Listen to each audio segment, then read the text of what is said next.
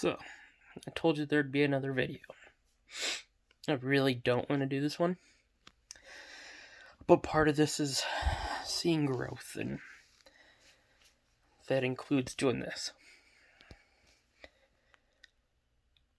So to kind of describe my surroundings, I guess, I am upside down on my couch. My feet are up there somewhere, just because I'm a weirdo. So,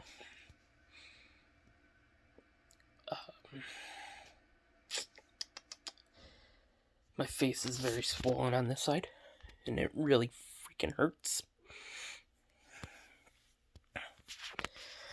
I guess I'll stop procrastinating.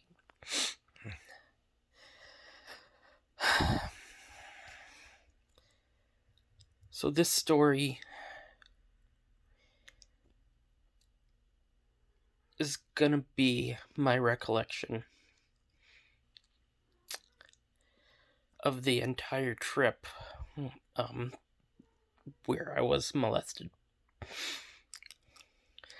Some of this stuff I've never told anyone. Some of this stuff only my parents know. Some of this stuff only Emily knows. I have kind of gone into some details with some of it, but I've really never shared it.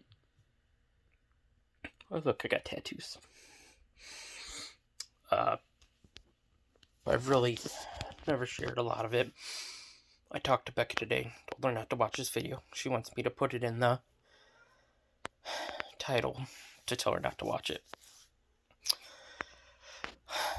I had to tell her something that I don't think I'm ready for her to know yet. I don't think that something she needs to know yet. And to some extent, I've told the kids that something happened to me, and it's made me kind of the person that I am. Good, bad, and indifferent.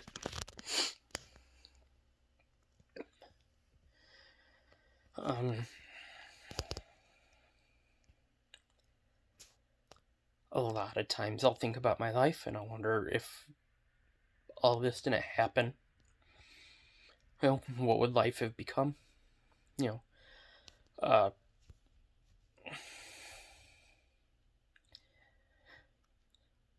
So I will use some names in here. There will be some very graphic details. I'll warn you now that if you don't want to hear it, turn it off, because I'm trying to grow. No more secrets.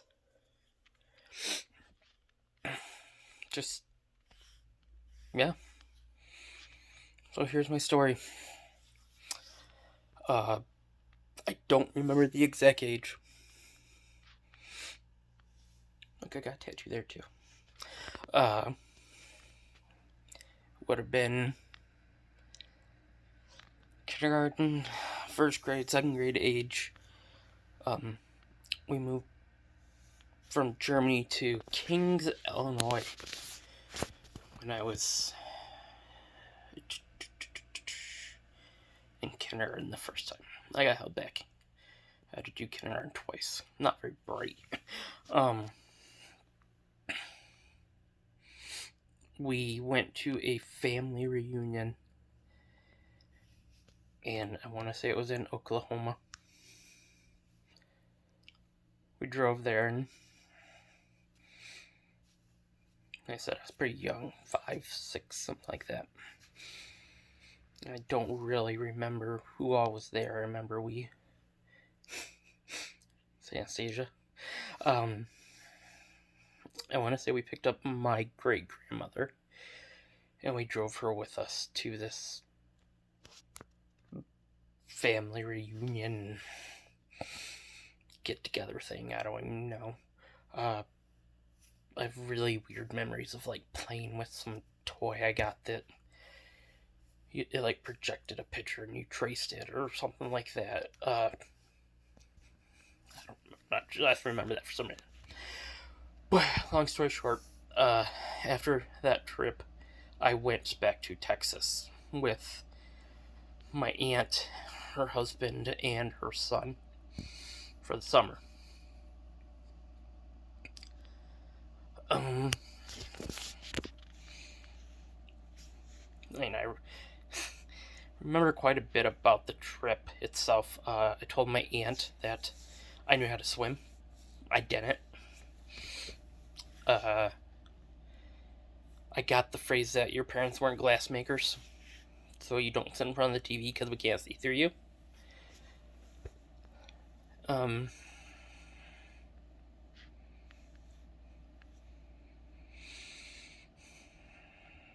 I'm procrastinating if you can't tell. But part of that time, Warren was the son. I don't know how old he was at the time. We kind of have a general age range for me. But started out touching me. It's just kind of what it was. He had video games, and I'd hang out in his room while Shirley did whatever, and and they were actually in the process of adopting a child. They've adopted 2 childs. Um, so I don't blame the adults.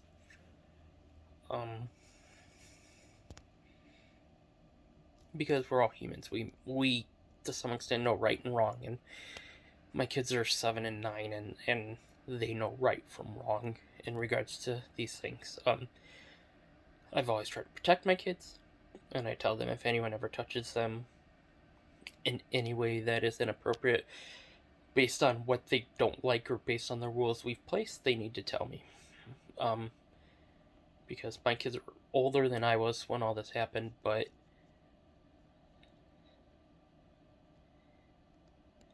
you're never prepared to deal with it. I wasn't, at least. Maybe somebody else. I don't know. I don't know that it's possible because it changed my life. I don't remember when in the trip it started. I remember him touching me.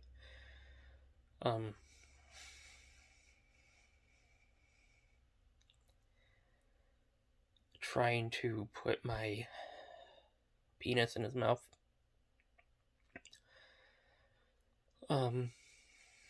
That's a touching.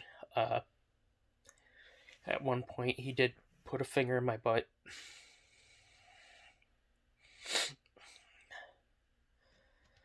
And you don't know what to do as a kid. Your parents protect you, and obviously my parents never saw this happening. I hid it from them for a long time. I don't remember how long the trip was. I remember the details of what happening. If I talk about it, I can close my eyes and see it happening still.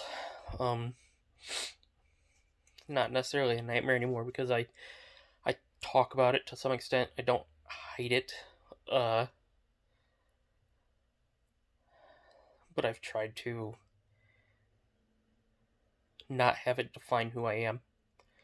And I think that's hard because, it happened at such a young age that my mind changed.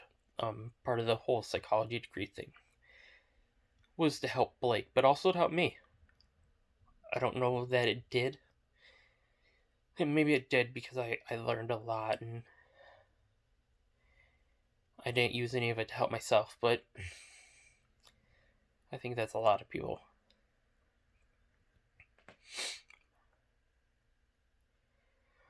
So yeah, that kind of went on throughout the summer. I don't really remember much about the trip besides that, like I said, besides your parents were glassmakers and the almost drowning in the community pool. I just remember what happened to me at the house. We went back there when I was in high school for my great-grandmother's funeral. My brother, my dad, and my grandpa all drove down to Texas to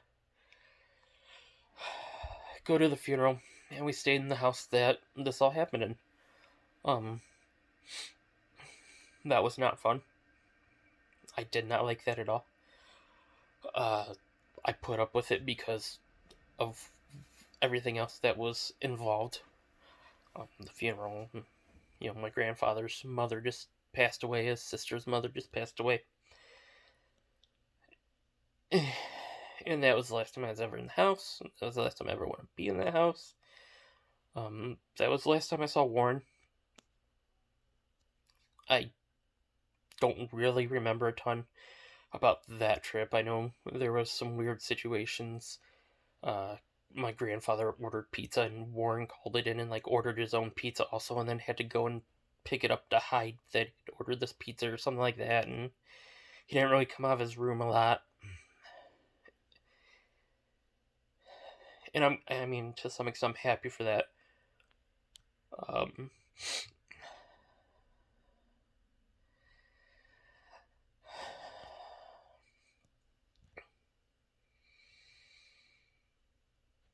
yeah, the trip. I remember driving home. I just remember it being dark, and I had to pee at one point, so we pulled over so I could pee on the side of the road. I remember being ready to be home. Life was just shitty at that point. This just happened to me. We moved from Germany to bumfuck nowhere, Kings, Illinois. And I used to get my ass kicked in Kings. I was this long haired hippie kid.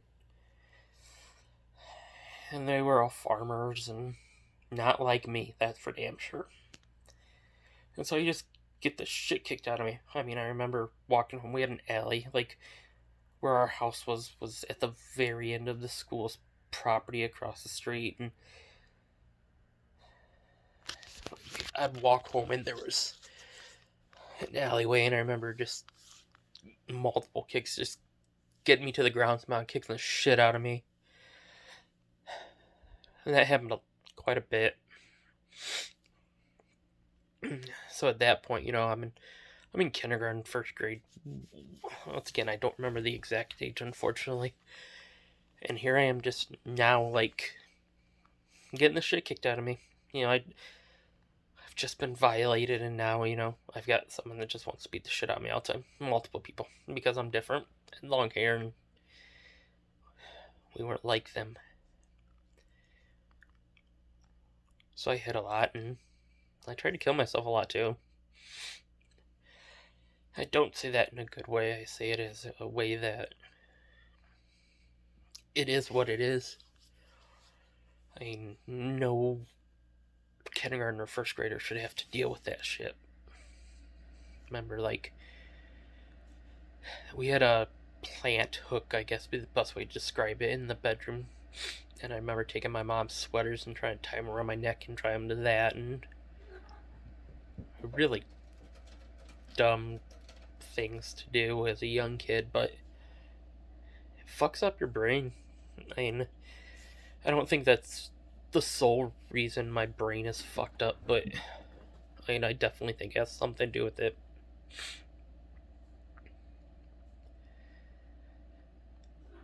I don't know.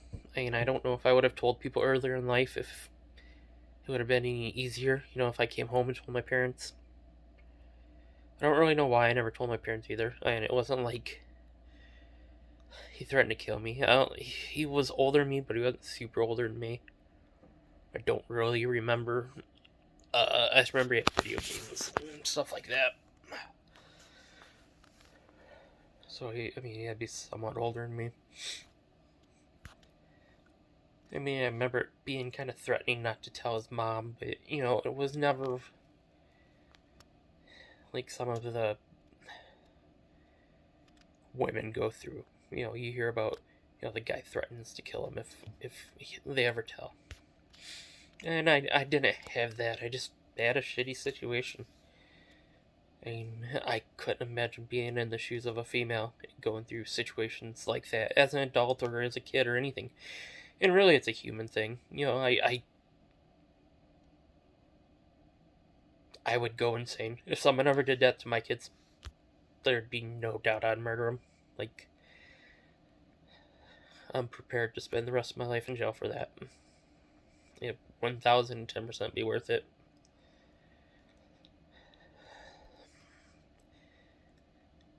So I see we're at 15 minutes, so I'll kind of try to wrap this up just a little bit. And if you see this and want to talk to me, talk to me. Yeah, my phone number, call me if you want to talk. Message me, text me, whatever. I do enjoy talking to people somewhat. Sometimes. Besides when I'm hangry.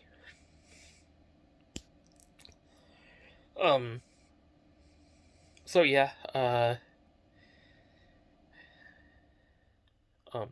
Shirley passed away, probably 10-ish years ago now. Warren passed away shortly after her. Uh, I don't believe he was alive when I ever told anyone. Or I take that back. I think he was, because he died shortly after that, and in my mind, I always wanted it to be like just horrible and shitty death. I mean, I try not to be mean to anyone or really wish harm on anyone, but there's been two people in my life that I've had hatreds for, and he was definitely one of them. The other one I'll tell you about some other time. But he died. I would like to say it made things better, but it really didn't. It, in a way, almost made stuff tougher, because I knew there would never be any closure. I could never see him go to jail. I don't know if he would have went to jail. I mean, how someone go to jail for something that happened 20 years before, and there's no evidence, no proof? I don't know if it was ever brought up to him. I don't know.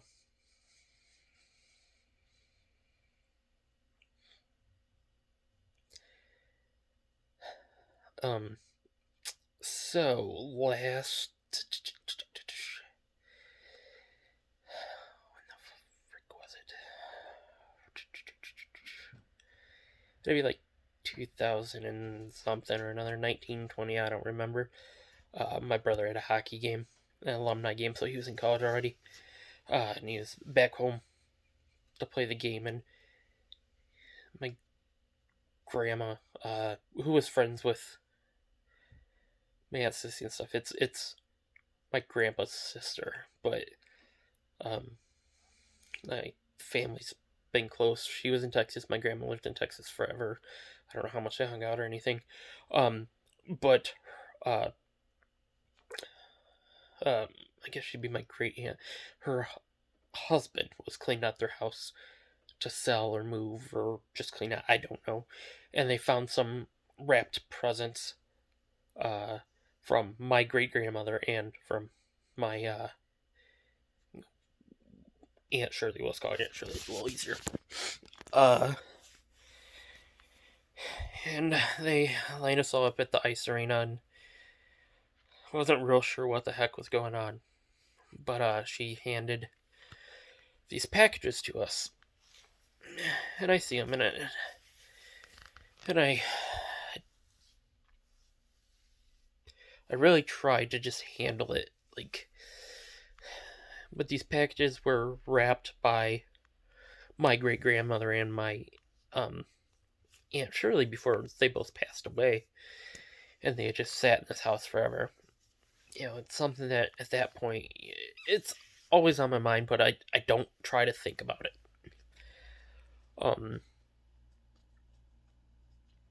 And that just tore me up. I opened the gifts, and all I could imagine is these boxes just sitting in this house, that these things happen to me that changed who I am. They made me want to end who I am. And these boxes are just in that house hanging out. I really didn't know what to do. My dad and my grandpa and my brother all opened theirs, and I don't really remember my brother's response. I see my dad tear up, and my grandpa may have too, because it was his sister and his mom. And I didn't want to take away from that, but just I had this feeling in the car, I just felt it growing within me. that I at least need to talk to someone about, these gifts. So I text my dad. I just said, hey, I don't know. I don't know if I can have these in my house because they bring back bad memories. And I mean, I remember my dad saying, those are from Aunt Sissy and great grandma. They're not from him. They're not part of, what you experienced and what you went through. They're not part of that. Try to separate that. And I still have them. So to some extent, I did because that night I wanted to throw them away. I wanted to sell them. They're collectible coins. They're probably not worth a ton, but it's something that they were excited enough to wrap up and write notes and have the intention to send out.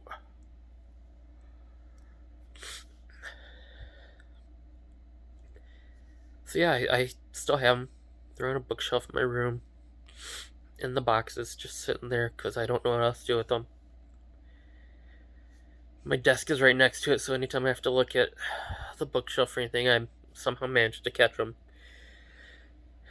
It's not as bad as it used to be. I mean, once I told people, so I didn't tell anyone this. Let me rephrase that. I tried to tell an ex. We were talking about something, and it was about kind of what you've never told anyone. And I tried to tell an ex, from college about this, and she just kind of laughed it off. I don't know if she thought I was joking or I don't know. So I didn't tell anyone else for a long time. Uh, Even my parents. Like I said, Emily and I got married in 2010. 11 years is your Jesus Christ miracle. I haven't killed her. Or she's killed me. Um, I don't remember where I was going now. Uh, so yeah. I told Emily before we got married. So yeah, figure I would have been in kindergarten in, oh geez, like 91. So I didn't tell anyone until 2010. All that time, I just lived in misery and anger and hatred, and I just want to die. Like, I was so stupid as a kid. Like, and I understand why I did it, but it was still stupid. Like, you don't know how to process it because your mind's not made to process stuff like that. So for 20 plus years, I just locked it up and dealt with it. Hated myself, and I found good in telling people because it allowed me at least to talk about it a little more. Um, but yeah, I've never done anything like this. I don't know who will see this. I don't necessarily care. As I said, it's a growth thing for me. Trying to just be a better person, be the best me I can, be the best parent I can. Um, just do right.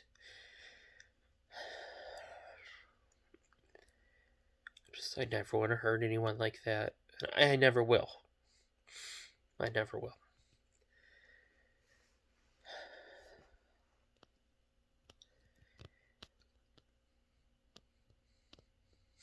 My face looks funny upside down. I just realized that I'm upside down this whole video, so you guys are probably gonna hate me. If anyone watches it. If you've made it this far, thank you. Becca and Blake, I love you with all my heart. And when you guys watch this video someday, feel free to ask me anything you want to ask. I am your guys' dad. You guys are what keep me going most days. Even though we're doing school from home and everything else, and I get so angry sometimes. It's not you guys, it's Dad. I've told you guys that, there's issues with my brain. I can admit that. Like, I'm kind of a messed up person to some extent. So I just, crap cat. So I just try to be a good person and get back and help people, and I think that's kind of what drives me to be a teacher, because like my childhood to some extent was taken from me, and like I just want to give joy to kids and see them light up like the ways that I never could or don't really remember doing. Not every kid's gonna have a good story, but you gotta help the ones that have the good story and the ones that don't. That's what it's all about. I mean, just help each other, listen. I'm all about listening. I love learning about people. If I could ask you every question I could, like, I would love to know about each and every one of you. Anyone for that matter. I'm just fascinated by how we're all different and alike at the same time. And we're just living in this crazy, chaotic world with a pandemic, and there's a kid right there. She's staring at me, trying to figure out what the heck I'm doing. But we're at 26 minutes, so I got the story out. This cat's trying to figure out what the heck's going on. I don't know. I'm not real sure how I feel right now. We'll process it, and I probably won't talk about it tomorrow as much, but, I'll probably talk about how I'm feeling or how I'm processing. I managed to keep it all together. That's hard. I don't know that I have done that before. I'm not a very emotional, like, crying person, but there's some things that do it. When I talk about my brother's car wreck, a lot of times I'll tear up, and that's another story that, unfortunately, is just kind of part of my life. There's things that happen that, while kind of dumb, are still part of what happened, so I'll talk about it eventually. With that, I'm gonna hang out before going to bed tonight and do nothing. Drink some Powerade. Watch crappy TV. So, if you made it this far, thank you. Be a good person. Please. Always. I'm trying to do the same thing. Much love.